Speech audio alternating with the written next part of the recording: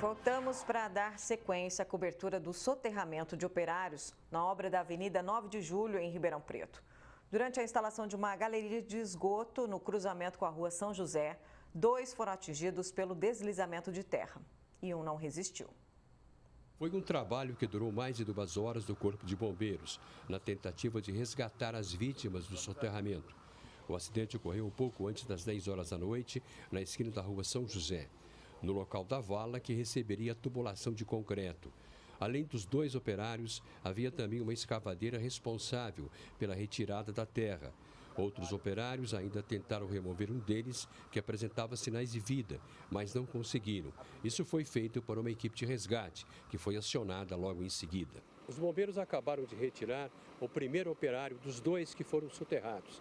Segundo as informações, ele estaria consciente e seria levado para um hospital.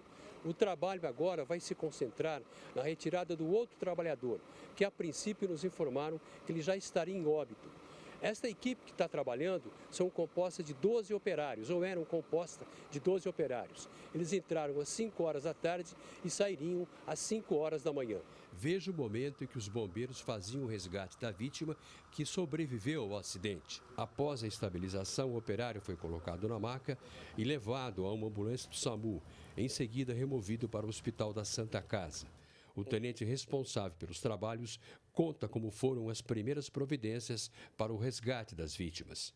Ao chegar no local, as equipes visualizaram 2 vítimas parcialmente soterradas, com parte do tronco para fora da terra.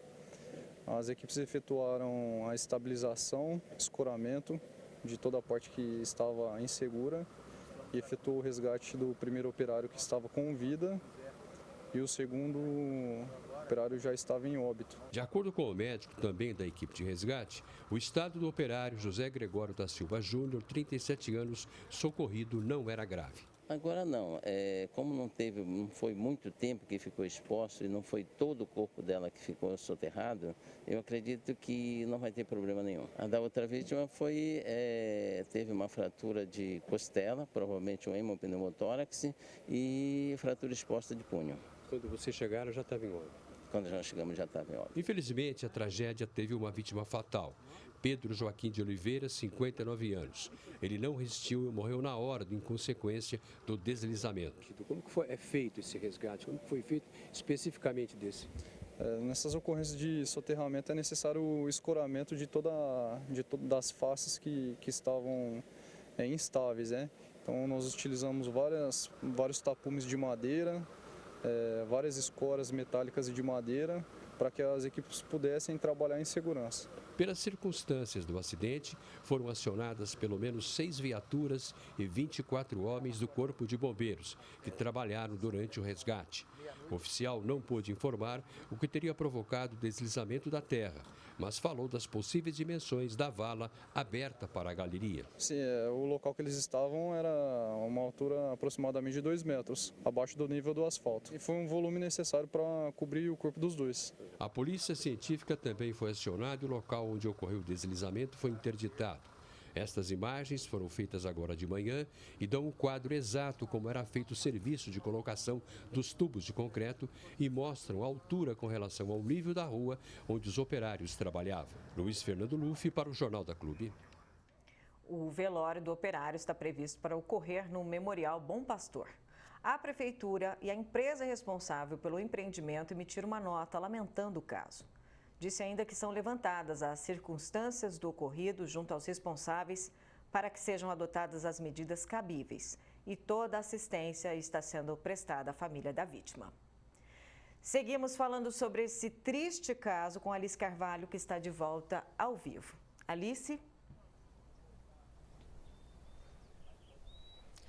Pois é, Ximena, isso mesmo, um trágico acidente que ocorreu aqui na Avenida 9 de Julho com a Rua São José, na obra de revitalização de toda a avenida. A gente convidou o engenheiro civil Anderson Manzoli, que vai dar mais detalhes para a gente, vai conversar um pouquinho sobre esse assunto. Professor, a gente está falando de uma obra que é muito grande, uma intervenção severa. Quais que devem ser as normas de segurança adotadas em uma obra dessa proporção? Boa tarde. Boa tarde a todos. Uma obra desse porte precisa não só de um técnico de segurança do trabalho, mas também que um engenheiro de segurança do trabalho passe e verifique se as condições de trabalho estão sendo realmente seguidas. Então, nós temos várias normas, várias leis, vários protocolos a serem seguidos para evitar situações como essa que acabamos de ver. A gente está falando de um caso super recente que aconteceu ainda nessa madrugada, então as investigações ainda estão bem no início, mas já dá para a gente falar em algum tipo de negligência nesse caso? É difícil dizer qualquer coisa antes da gente ter realmente um laudo técnico, uma perícia no local. Mas toda obra de engenharia, ela pressupõe que se tome as medidas preventivas, isso é, faça tudo aquilo que é necessário para evitar um tipo de acidente. A maioria dos acidentes na construção civil não ocorrem de um segundo para o outro. Normalmente existem avisos, por exemplo, uma estrutura que está trincando, um barranco que ele está cedendo. Então, não é algo que acontece assim, em um segundo está tudo ok, no outro segundo aconteceu, não. Algum tipo de deformação, ela começa a acontecer e começa a dar sinais. Nesse momento, os profissionais ali têm que tomar as medidas preventivas para proteger a vida dos trabalhadores que estão lá no local. Então, provavelmente, numa situação como a que aconteceu aqui, deveria ter tido um pouco mais de cuidado ao verificar que qualquer anomalia, qualquer coisa anormal aconteceu, já toca uma sirene, tira todas as pessoas em locais de risco dentro do canteiro de obra para justamente não acontecer isso que aconteceu. A gente está falando aqui de uma empresa terceirizada que está fazendo essa obra, ela foi contratada aí num custo de mais de 30 milhões de reais, só que mesmo assim, qual que é a responsabilidade da prefeitura que contratou a empresa? O primeiro momento, a própria empresa é que é a responsável direta, né? Mas no segundo momento, sim, o poder público ele é responsável porque cabe a ele o poder de fiscalizar e verificar se essa empresa está realmente cumprindo todos os protocolos, não só de execução de obra, mas de segurança dos trabalhadores. Então, veja, em primeiro lugar sempre é a vida. Em segundo momento que se vê os outros detalhes da obra. E então cabe à prefeitura fazer uma fiscalização muito grande em cima disso, verificar se houve algum tipo de negligência da empresa e se houve, sim, haver uma culpabilidade daquele que foi negligente e ele passar pelos processos legais, porque é uma situação que poderia ter sido evitada, provavelmente, claro, não temos todos os dados ainda, mas normalmente esse tipo de situação pode ser evitado quando se faz uma fiscalização mais rígida.